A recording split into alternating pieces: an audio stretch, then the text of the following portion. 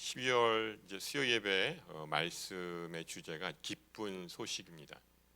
어, 사실 12월 되면 뭐 이제 한 해를 이제 마감하는 이제 그런 때이기 때문에 여러 가지 이제 많은 생각들이 이제 떠오르게 됩니다. 그렇지만 항상 제가 어렸을 때부터 이제 교회 다니면서 가장 이렇게 설렜던 것은 이 12월에 가장 추운 계절이지만 이 성탄절이 있다고 하는 것이고요. 또 이 성탄절이 되면 교회가 굉장히 따뜻해지는 것 같아요. 평소에도 따뜻해지지만 그것은 예수님께서 이 땅에 사람의 몸을 입고 오셨고 또 우리를 또 구원하시고 또 우리에게 한량없는 은혜를 베풀어 주기 때문에 우리가 이제 기쁜 소식 이렇게 12월 주제를 정한 것 같습니다. 그래서 오늘 이제 말씀은 그 이사야서에 있는 말씀을 가지고 함께 나누고자 합니다. 지난주에도 이사야서 말씀을 나눈 것 같은데요. 네, 올해 아무래도 이사야서의 말씀은 구약에 있는 말씀이지만 이 메시아에 대한 바로 계시의 말씀이 가장 많이 이렇게 있습니다. 그러다 보니까 이사야서 말씀을 우리가 이제 많이 이제 상고하게 되는데 오늘 그래서 우리가 같이 이사야서 42장 말씀을 같이 나눠보겠습니다. 사실 이 이사야서는 매우 흥미롭기도 하고 또 신비로운 책이기도 합니다. 요새 우리 그 요한계시록의 말씀을 묵상하고 있잖아요. 어떻게 보면 구약의 요한계시록과 같은 말씀이다. 이렇게 말씀드릴 수가 있을 것 같습니다. 왜냐하면 예수님이 이 땅에 오시기 전 700년 전에 바로 이 메시아의 출현을 바로 이 이사야서에 기록하고 있습니다. 그러니까 그 당시에는 이게 도대체 무슨 이야기인가? 누가 오긴 오는 것 같은데 누굴까?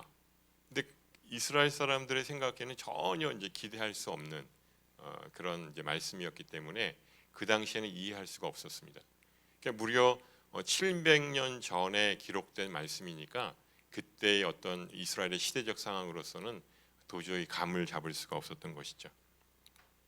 이제 그들이 생각하는 그 메시아의 모습과는 전혀 다른 모습이었기 때문입니다. 우리가 요한계시록의 말씀을 지금 보고 있는데 요한계시록도 좀 마찬가지 아닙니까? 항상 이제 신약을 읽으면 맨 마지막에 있는 요한계시록은 그냥 건너뛰잖아요. 그 얘기는 잘 이해할 수도 없고 또 무섭기도 하고 또 나랑은 상관이 없다. 어차피 이 요한계시록의 말씀은 뭐 종말론적인 말씀이라고 그러니까 내가 그냥 죽고 나서 이루어질 일이니까 나는 상관없다. 이렇게 생각할 수가 있는 것이죠. 그렇지만 지금 어떠십니까? 요한계시록의 말씀을 묵상하면서 예전보다도 훨씬 좀 이해가 되네. 그리고 실제로 지금의 벌어지는 상황이 이렇게 좀 예전보다는 훨씬 더 이렇게 가까워지지 않았습니까?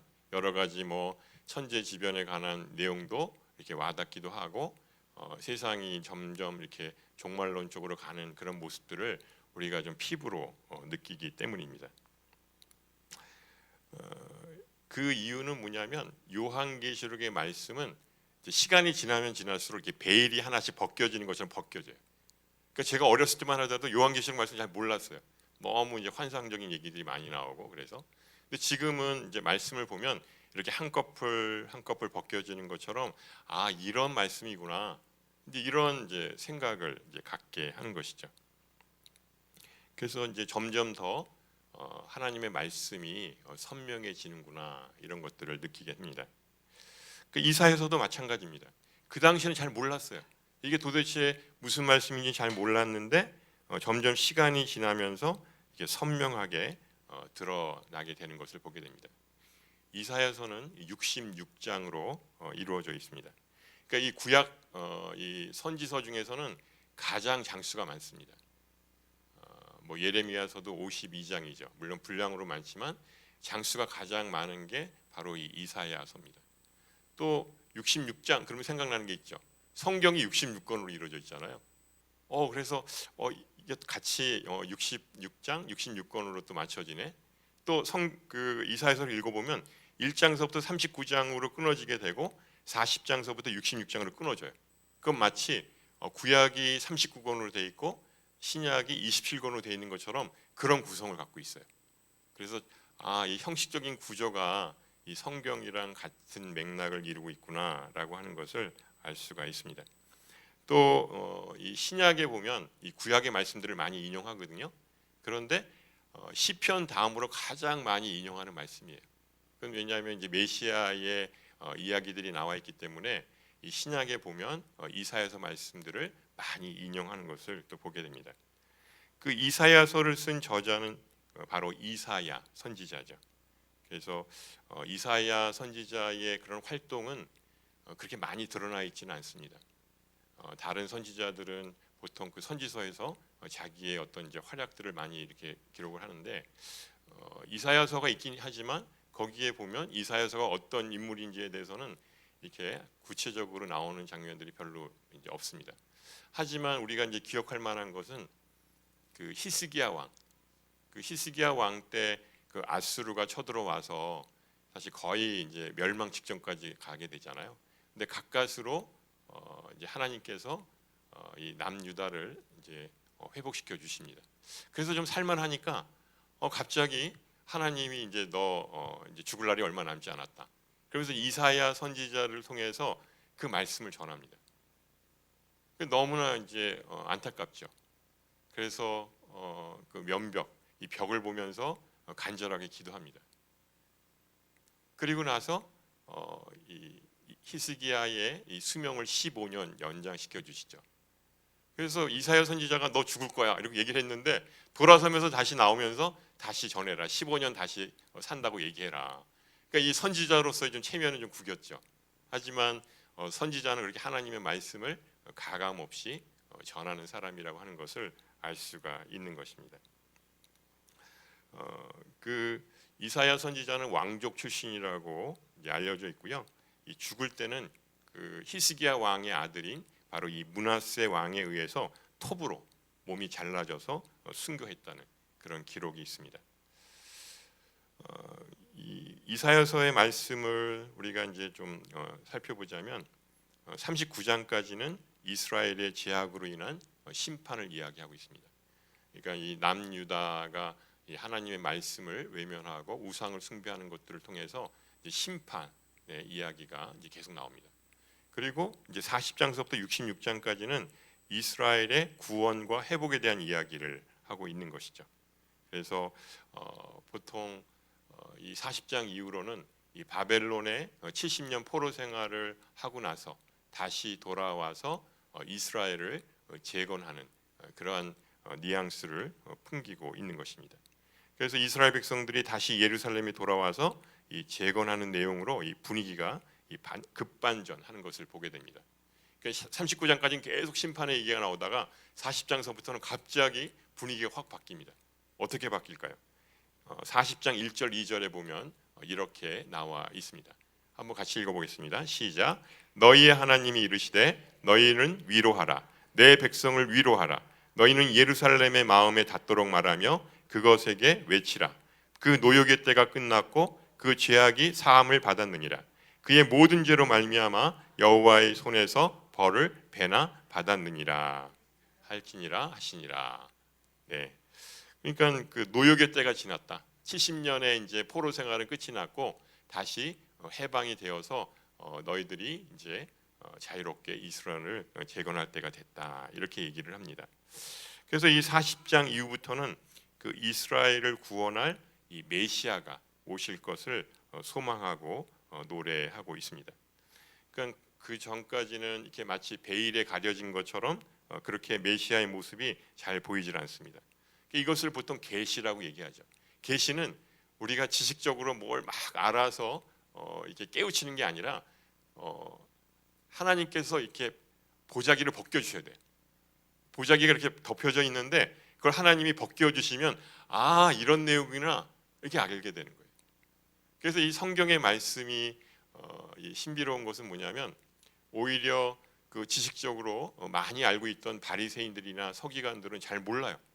예수님이 오셔서 비유의 말씀을 전하시는데 도대체 이게 무슨 내용인지 몰라요. 성경에 있는 내용이긴 한데 그런데 오히려 일자무식인 백성들은 그 말씀을 잘 이렇게 깨닫게 되는 것을 보게 되는 것입니다. 그게 이 성경 말씀의 신비로움이라고 할 수가 있습니다. 그래서 너희는 듣기는 들어도 깨닫지 못하며 보기는 보아도 도무지 알지 못하는도다. 이게 바로 이 성경의 말씀이라고 할 수가 있습니다. 메시아가 이 땅에 오신다는 이야기는 이 구약의 말씀을 통해서 꾸준히 예언되었습니다. 그래서 구약의 말씀을 한마디로 얘기하면 장차 오실 예수님의 이야기다, 이렇게 얘기할 수 있습니다. 그럼 신약은 뭐죠? 이 오신 예수님의 이야기다, 이렇게 할 수가 있는 거예요. 그러니까 온통 이 성경은 바로 예수님의 이야기라고 할 수가 있는 것이죠. 그래서 신약의 말씀을 통해서 메시아가 이 땅에 오셔서 하셨던 그 행적들을 이야기하고 또 그것이 하나하나 성취된 것을 이야기하는 것입니다. 그래서 오늘 우리가 함께 읽은 이 본문의 말씀을 읽다 보면 이 메시아의 모습이 점점 이 구체적으로 드러나게 되는 것을 보게 됩니다. 그 이사야서의 이 메시아 예언의 말씀은 바로 700년이 지나서 예수님이 이 땅에 오시고 나서 바로 이분이 바로 예수님이었구나 하는 것을 깨닫게 되는 거예요. 그 요한복음 2장에도 그렇잖아요. 이 성전을 헐라, 내가 3일 만에 다시 세우리라. 이 무슨 뚱땅지 같은 소리야. 그 유대인들은 이 46년 동안 세워진 이 성전이 무너지고 3일 만에 다시 세운다는 것을 이제 감을 잡을 수가 없었던 것이죠. 근데 사도 요한이 그러지 않습니까? 나중에 이것은 예수님이 자기의 몸을 두고 얘기하신 것이다. 나중에 깨닫게 되는 거예요. 그래서 바로 이 오늘 말씀에 보면 이 말씀이 바로 예수 그리스도를 증거하고 있다고 하는 것을 알 수가 있습니다. 이것은 마치 이게 밭에 감추인 이 보물과 같아요.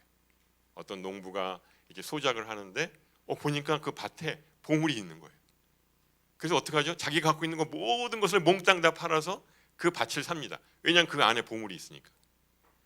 바로 이 성경이 그런 거예요. 우리가요 인생을 걸 만한 게 바로 이 성경이라고 할 수가 있습니다. 아까 그 하나님의 말씀에 운명을 걸 수 있다고 그랬는데 저는 그 말이 딱 와닿더라고요. 하나님의 말씀은요 정말 내 발의 등이요 내 길의 빛이라고 하면서 내 인생을 걸 만한 것이죠. 그러니까 모든 것을 다 바쳐서 정말 그 밭을 사는 것처럼 우리가 하나님의 말씀 가운데 거하여야 될 줄로 믿습니다. 아까도 제가 이제 요한계시록의 말씀을 드렸는데 그 이제 사도 요한이 그 환상을 보고 그걸 글로 쓴 거예요, 텍스트로. 그러다 보니까 이해할 수가 없는 거예요. 만일 지금처럼 이렇게 핸드폰이나 이렇게 동영상 유튜브가 발달돼 있다 그러면 사도 요한이 딱 이제 그 하나님 보여주신 거, 예수님 보여주신 걸 갖고 동영상을 찍는 거예요. 자, 유튜브로 찍어서 그걸 딱 보내면 바로 이 환상이 이런 말씀이구나. 금방 아는 거죠. 근데 이거를 이제 그 당시에는 이제 그런 이제 기회가 없으니까 그걸 텍스트로 이제 쓰다 보니까 이게 평면적인 말씀으로 우리가 이제 받아들이기 때문에 어려운 것입니다. 그래서 이것을 이제 그림 언어라고 얘기를 하는데요. 그래서 이 그림 언어를 잘 이제 이해를 하는 방법은 구약에 있는 그 묵시의 말씀들을 잘 이해하는 것입니다. 왜냐하면 다 구약을 근거로 해서 이 요한계시록이 전개가 되거든요. 그래서 이게 어디에 근거가 있지? 그러면 바로 이 구약의 말씀들을 찾아보시면 알 수가 있는 것이죠. 그 요한계시록에 보면 이렇게 말씀하고 있습니다. 나는 알파와 오메가라.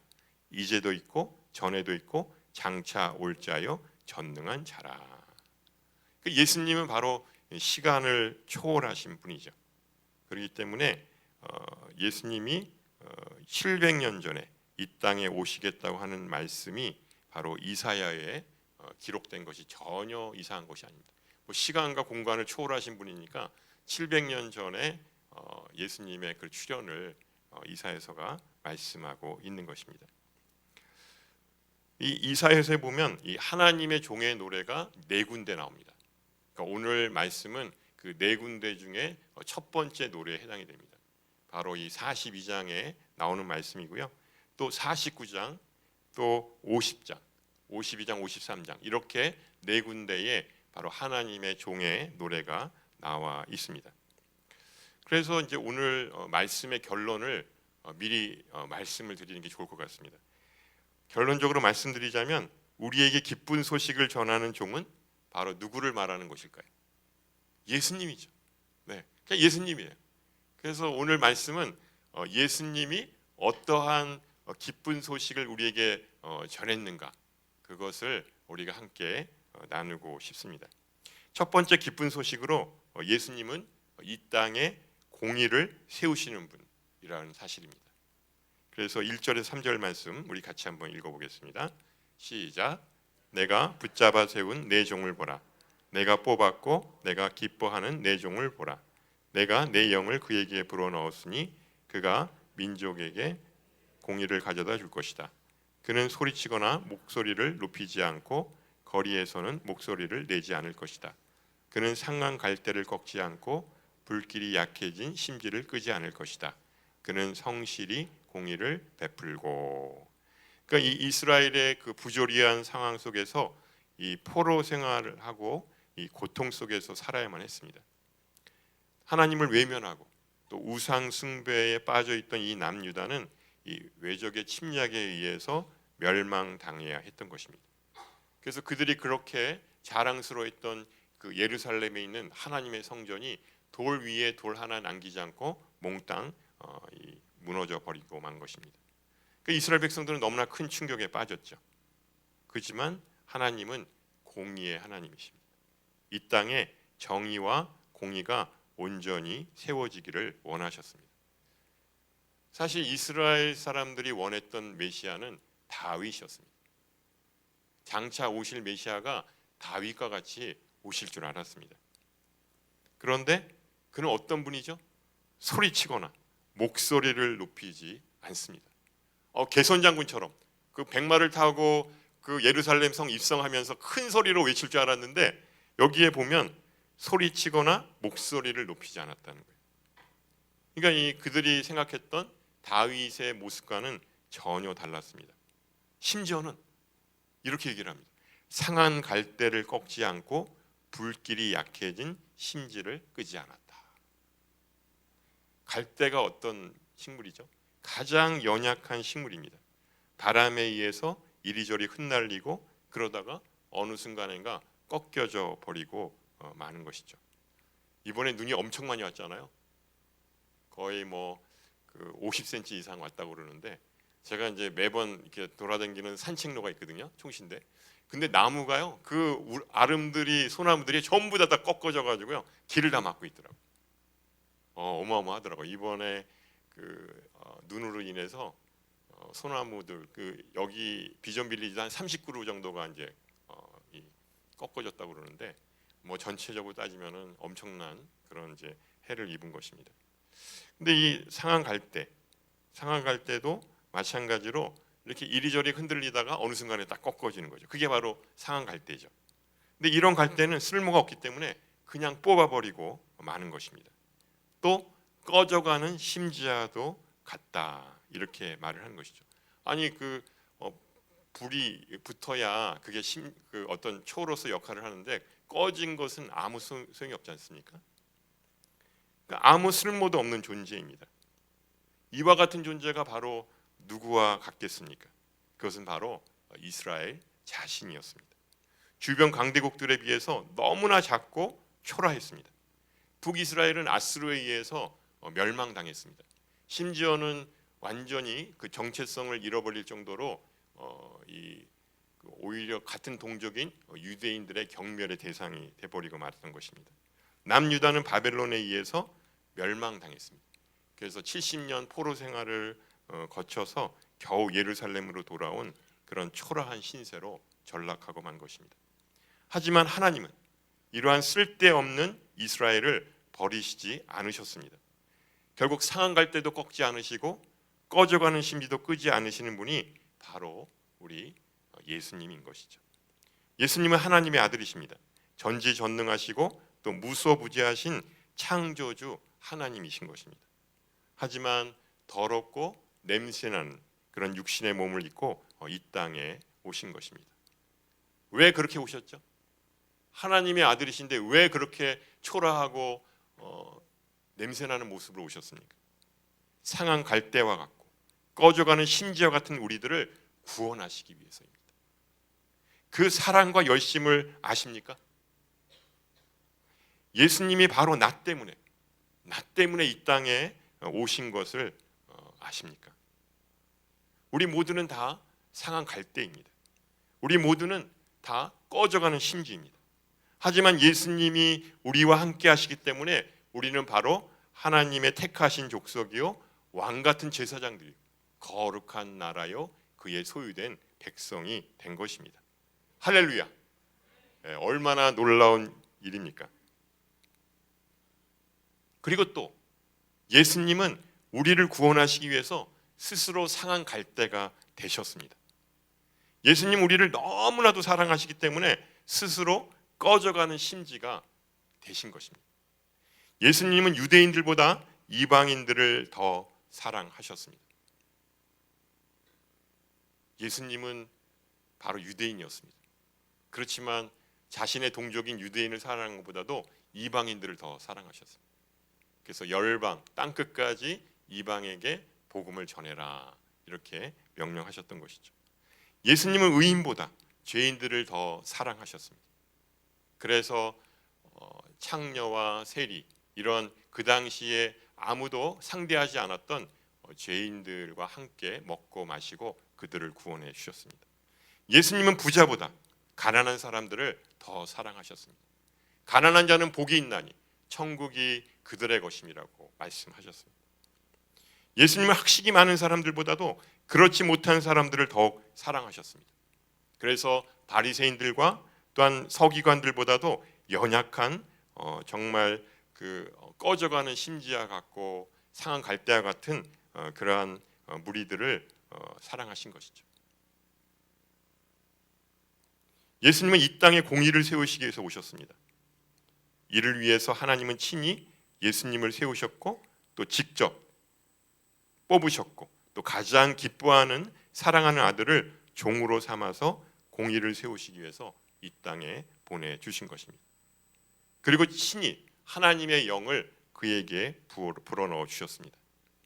예수님이 이 땅에 공의와 정의가 온전히 세워져서 온 열방 가운데 하나님의 나라를 이루어 가시기를 원하셨던 것입니다. 두 번째 기쁜 소식은 바로 예수님은 이 땅에 빛을 비춰주시는 분이라는 사실입니다. 6절 말씀 우리 같이 한번 읽어보겠습니다. 시작. 나 여호와가 정의를 이루려고 너를 불렀다. 내가 네 손을 잡고 지켜줄 것이니 너는 백성의 언약이 되고 이방의 빛이 되며.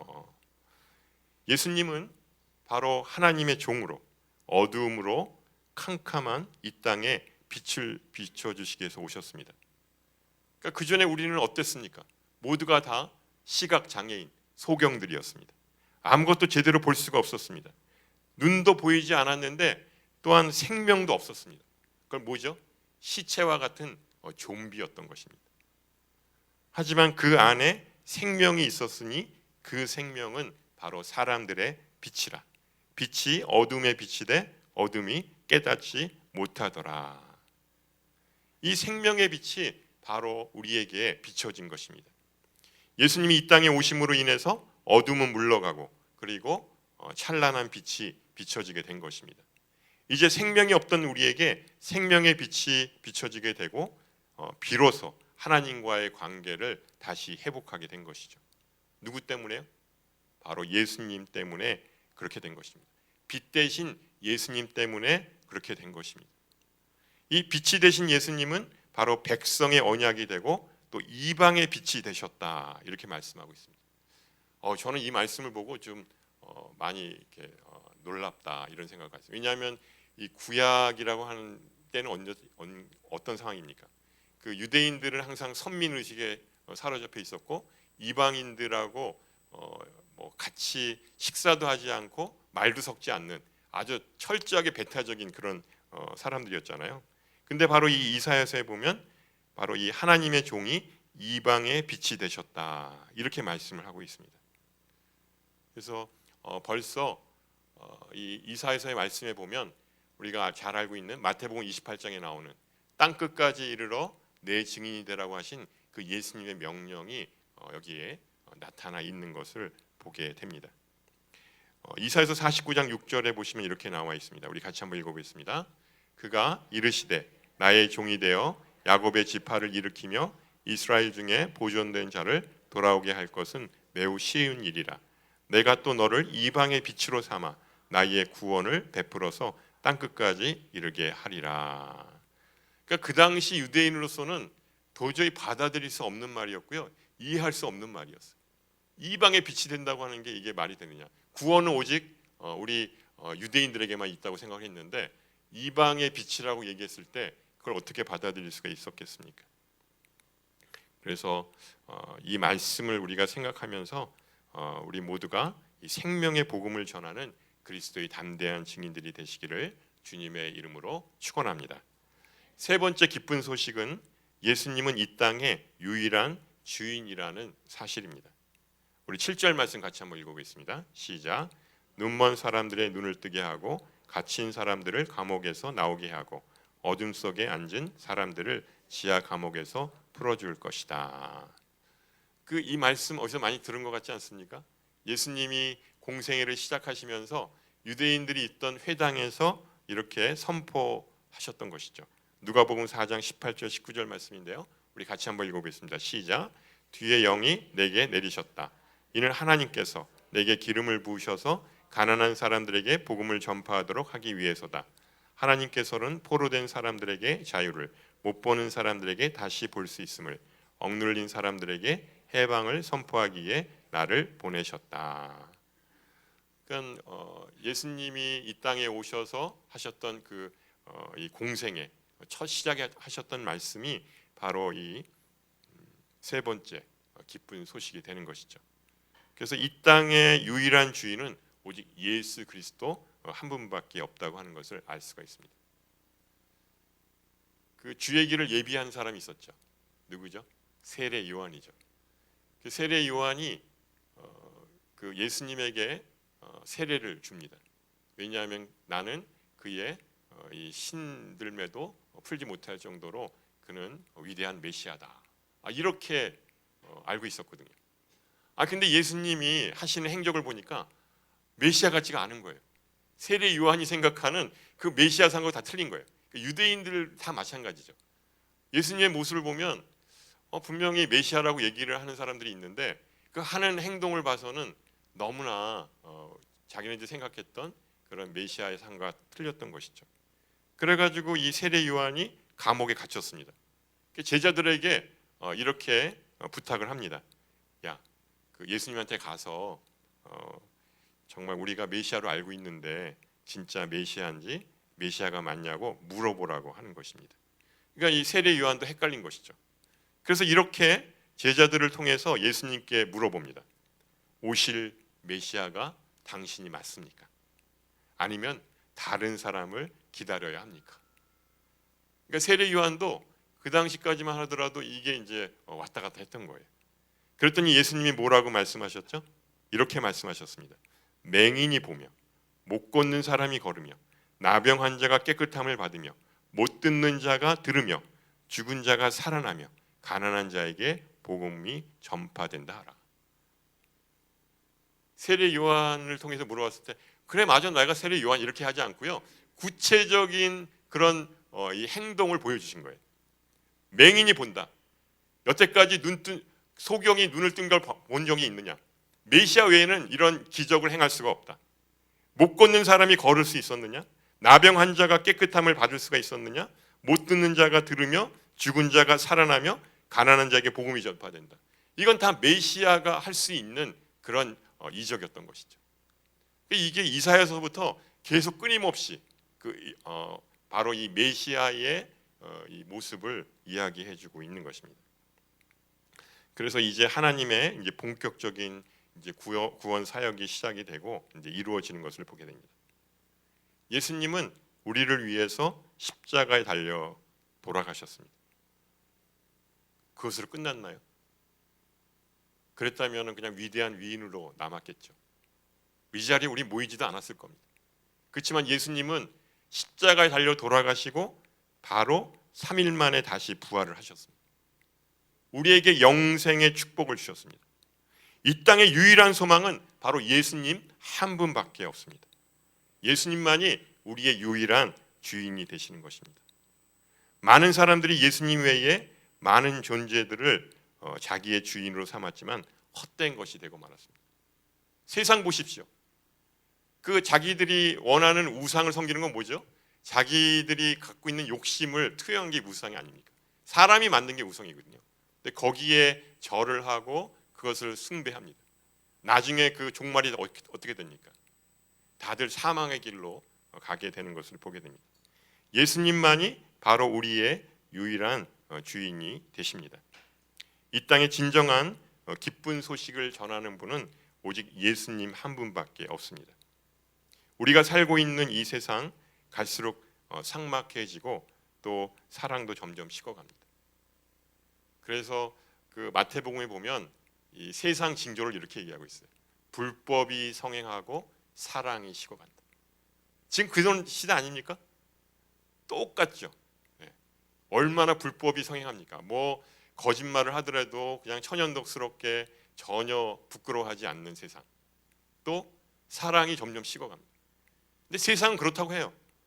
근데 교회에서 사랑이 식어간다면 이거는 진짜 그냥 밖에 버려진 그 소금과 같은 것입니다. 그래서 우리에게 공동체를 허락하신 거죠. 양지 캠퍼스를 허락하신 이유는 이 안에서 세상은 그렇지만 너희들은 뜨겁게 사랑해야 된다. 내가 반드시 오겠다. 그때까지 너희들이 서로 뜨겁게 사랑해라. 이것을 우리에게 주신 것이 바로 이 교회고 바로 공동체라고 하는 것이죠. 그래서 우리가 포기할 수 없는 소망과 기대가 있습니다. 예수님이 그러셨거든요. 마지막 때는 너희들이 믿음을 보겠느냐. 자, 그럴듯하게 믿는 것 같으시죠? 나중에 환난과 핍박과 요한계시록 같은 게 오면요, 다 배교예요. 다 배교예요. 그게 이 세상입니다. 지금 사회 현상을 보세요. 다 그럴듯하고 다 제대로 사는 것처럼 보이지만 어떤 어려움이 있으면요, 다 배반합니다. 다 배신하고. 그 지금 눈으로 똑똑히 보고 있지 않습니까?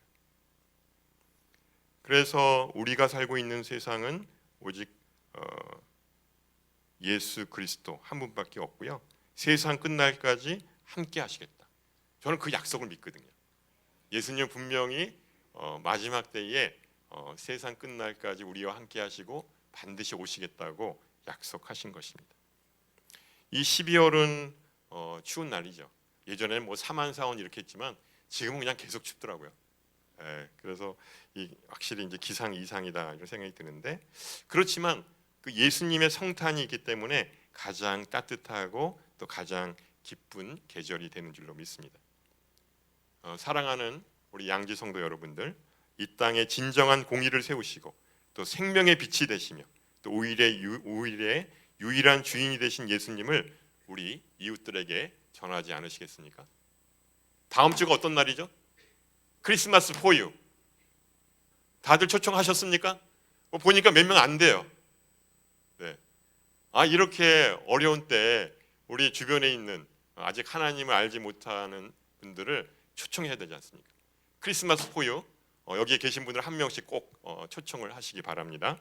네. 가장 기쁜 소식인 예수님을 온누리에 저하는 저와 여러분 되시기를 주님의 이름으로 축원합니다. 네, 이 시간 우리 함께 노래하면서 기도하며 나가겠습니다.